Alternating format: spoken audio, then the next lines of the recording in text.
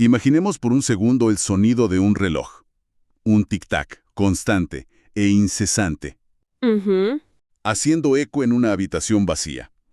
Y bueno, no hablo del clásico reloj de una bomba en una película de acción. O sea, es algo mucho más silencioso. Pero a la vez infinitamente más aterrador, ¿no? Exactamente, porque es la cuenta regresiva de nuestra propia especie.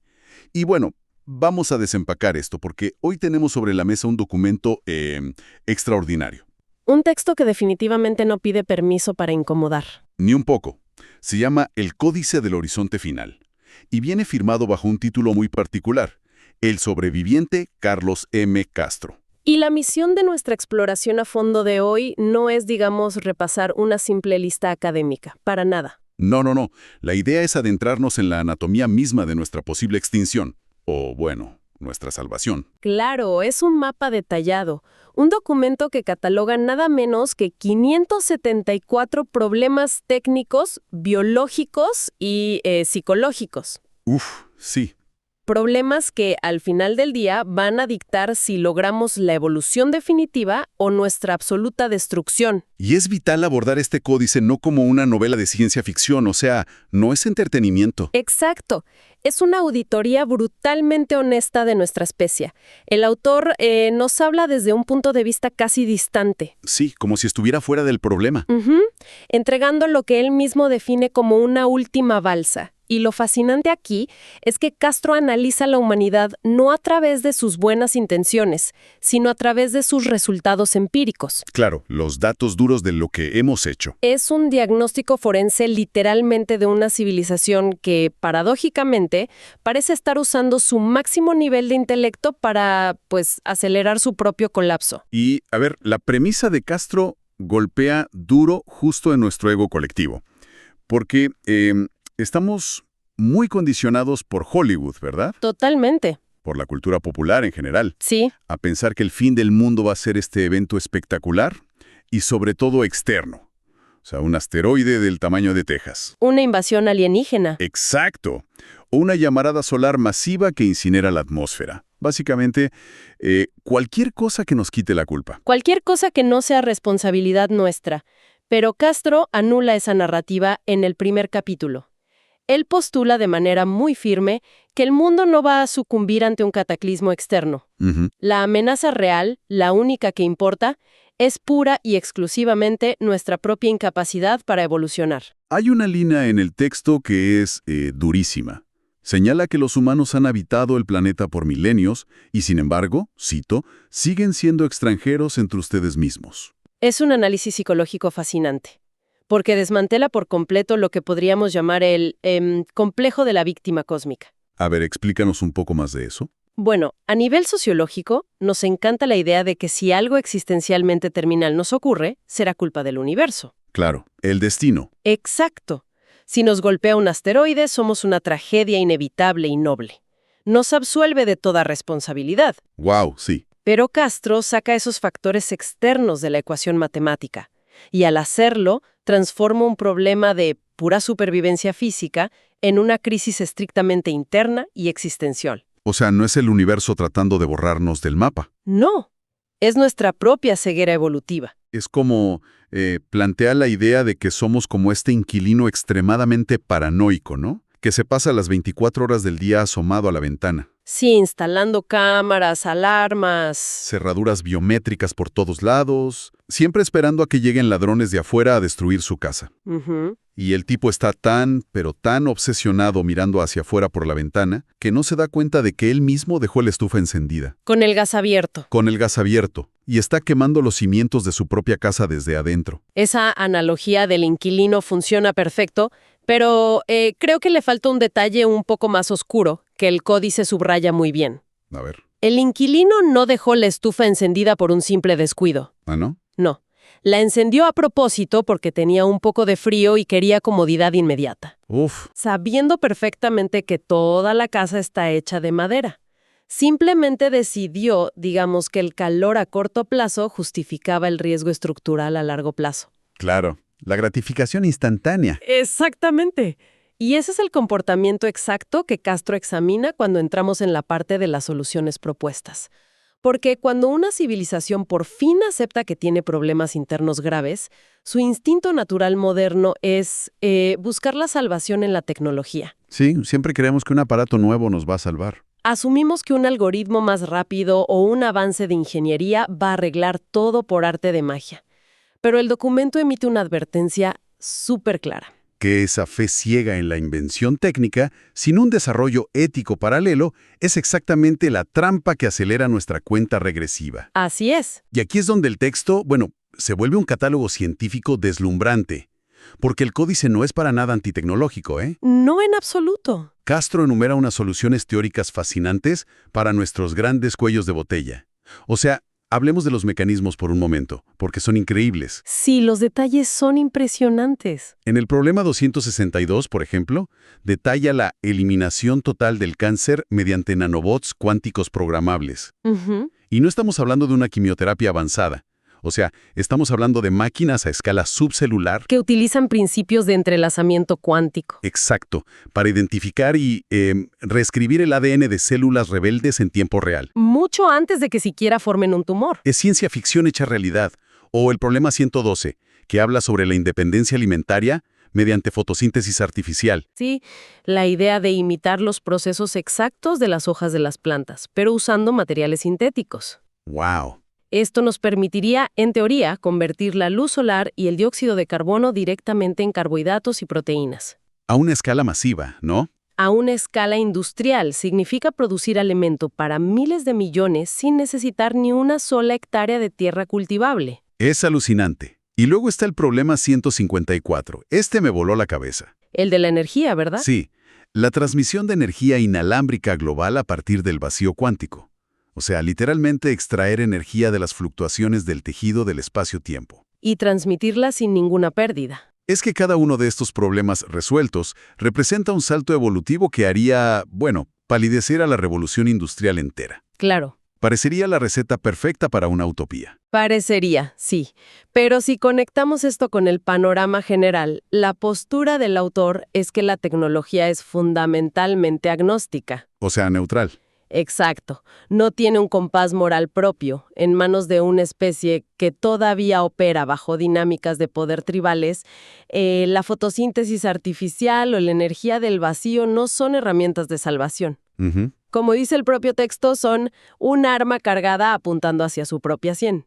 Bueno, a ver, voy a ser de abogado del diablo aquí. Porque esta es la gran promesa de Silicon Valley y de la ciencia moderna, digamos. Te escucho. Si logramos, no sé, la reversión del envejecimiento celular, o si tenemos energía ilimitada y gratuita, ¿eso no elimina mágicamente los incentivos biológicos y económicos para el conflicto? Es una buena pregunta. Porque a lo largo de la historia, las guerras se han librado por escasez, ¿no?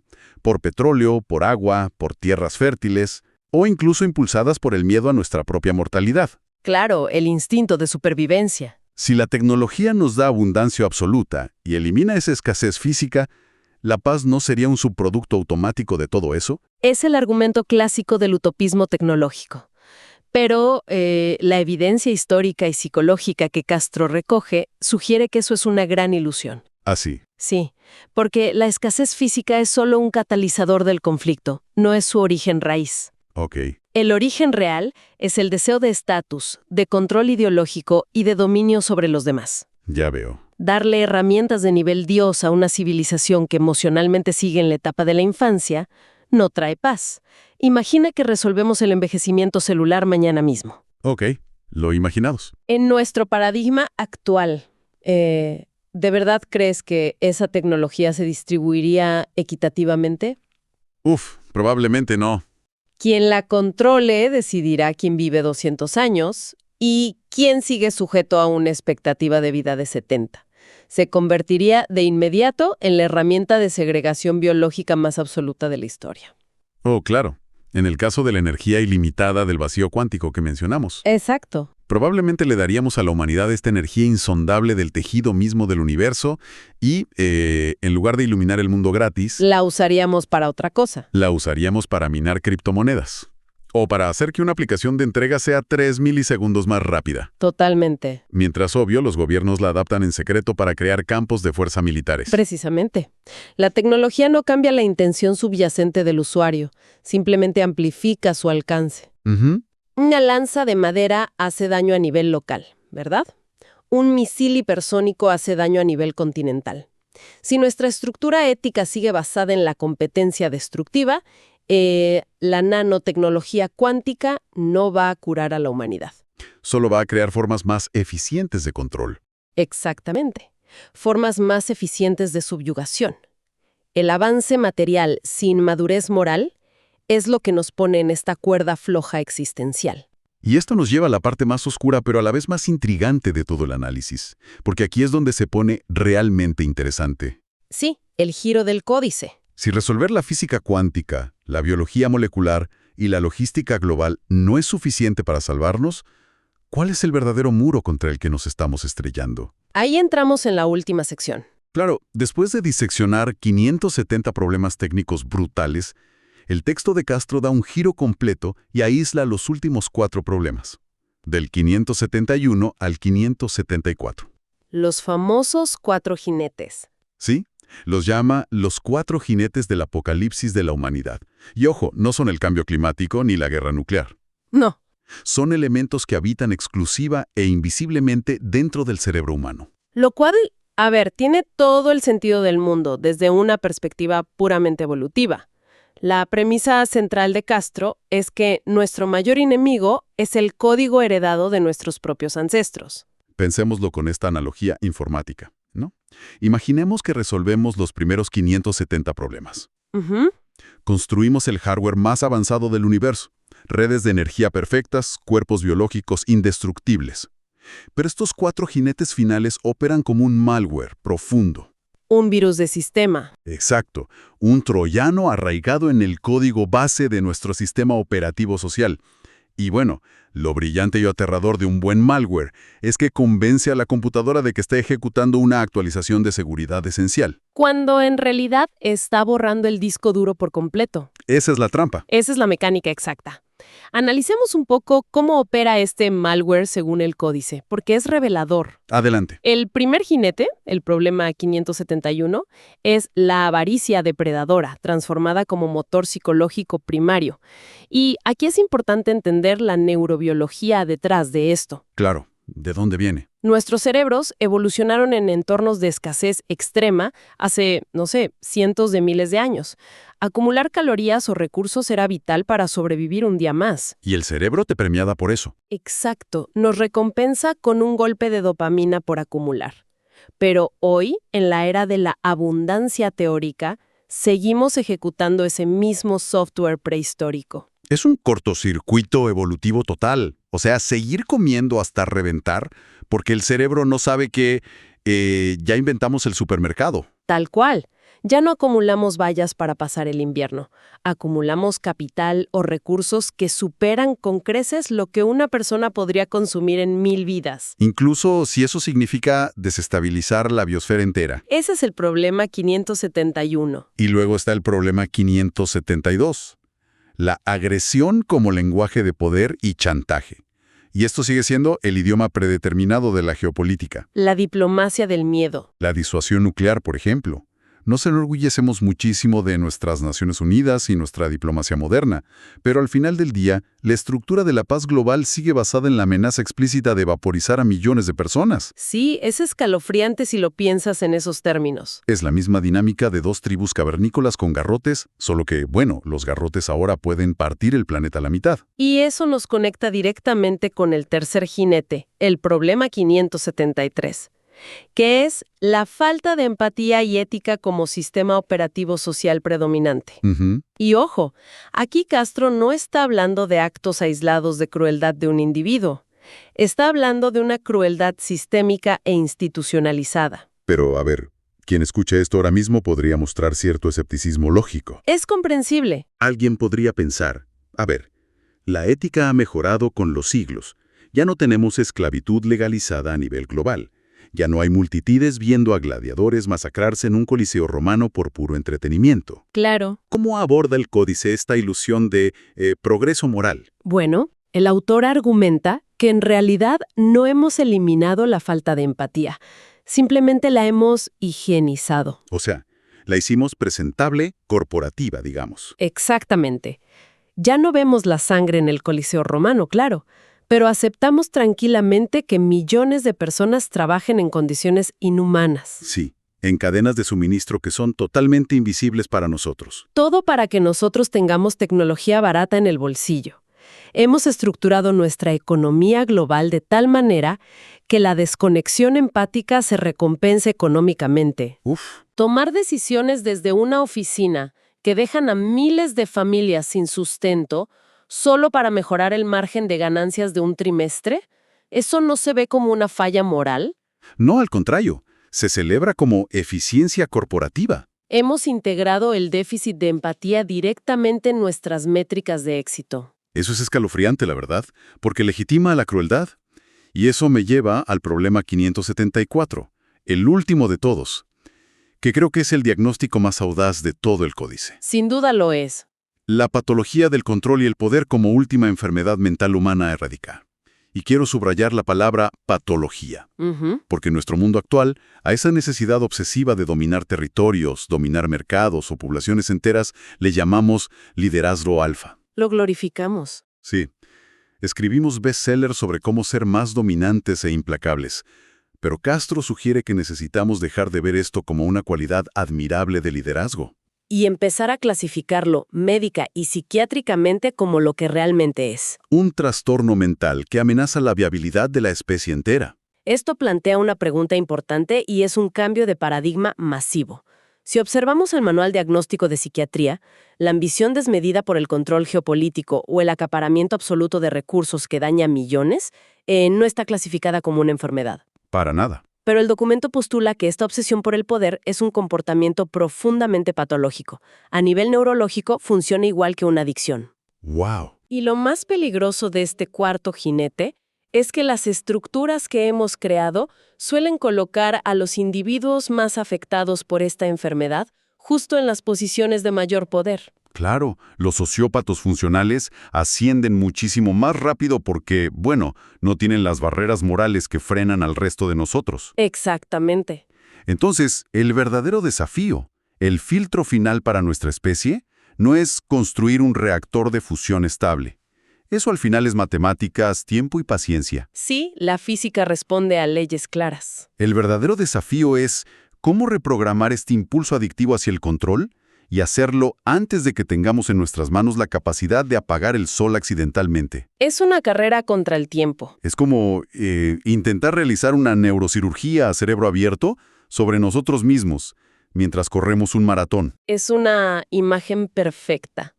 La ciencia puede descubrir la mecánica del universo, sí, pero la ciencia no dicta valores.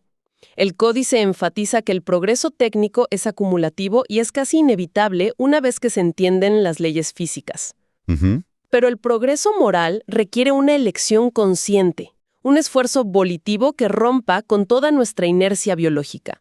Y hasta ahora hemos estado evitando el trabajo duro de la evolución de la conciencia. Distrayéndonos con juguetes tecnológicos cada vez más brillantes. Exacto. Llegamos entonces a la síntesis de este inmenso trabajo. O sea, ¿qué nos exige finalmente el Códice del Horizonte Final? Porque Castro no nos entrega un tratado académico para ser debatido pasivamente en un foro de universidad. No, para nada. Como mencionaste al principio, lo presenta como una última balsa. Y su conclusión es súper tajante. Dicta que debemos abandonar inmediatamente la narrativa de buscar culpables históricos. Pasar años y años debatiendo qué facción, qué país o qué ideología tiene la culpa de los agravios pasados. Es un lujo que una especie al borde del abismo ya no puede permitirse. El tiempo no es un recurso infinito. Es una cuenta regresiva que ya entró en su fase de aceleración. Su frase clave, su llamado a la acción es: conviértanse en los arquitectos de su supervivencia. Evolucionen por fin. Es un requerimiento imperativo para pasar de esta mentalidad tribal de suma cero a una verdadera administración planetaria. Claro. El autor nos está forzando a reconocer que el universo no nos debe la supervivencia. La gran mayoría de las especies que han existido en este planeta están extintas. Somos la excepción, no la regla. Exacto. No hay ninguna ley cósmica que garantice que superaremos nuestra propia adolescencia tecnológica. Esa supervivencia depende únicamente de nuestra capacidad para erradicar a estos 4 jinetes internos. Antes de que utilicen nuestros propios inventos para ejecutar el acto final, evolucionar, no como ese proceso darwiniano lento que toma millones de años, sino como un acto de rebeldía consciente. Una decisión. Una decisión que se toma hoy. Para dimensionar la urgencia de este mensaje, hay un experimento mental que se desprende de la lectura de Castro y que vale la pena plantear a quienes nos escuchan. A ver, cuéntanos. Si asumiéramos que una inteligencia superior, absolutamente objetiva y lógica, nos estuviera observando desde la órbita en este preciso instante. Ok, ¿los alienígenas tomando notas? Exacto. Y viendo por un lado nuestros satélites, nuestros laboratorios de edición genética y nuestras inteligencias artificiales, Todo lo brillante. y por el otro viendo nuestras disputas fronterizas, nuestra codicia sistémica y nuestro culto al poder, ¿qué conclusión sacarían? Uf, Verían a una civilización uniendo fuerzas desesperadamente para construir una balsa sólida y garantizar su paso a las estrellas. O verían una especie brillante, pero profundamente perturbada, demasiado ocupada apuñalándose mutuamente por decidir quién se sienta en la primera clase de un barco que ya tiene fisuras en el casco. wow. Es una imagen que desarma cualquier excusa. Un barco hundiéndose mientras nosotros peleamos por el color de la tapicería de los asientos. Así es. Y el tic-tac de ese reloj que imaginamos al principio, bueno, sigue corriendo de fondo. No se va a detener solo por ignorarlo. La decisión de apagar esa cuenta regresiva, resolviendo primero nuestro propio código moral, es nuestra y de nadie más. La próxima vez que miremos un gran avance tecnológico o escuchemos el discurso de un líder carismático, valdrá la pena preguntarnos qué jinete se esconde detrás del telón, dictando verdaderamente el rumbo de nuestra historia.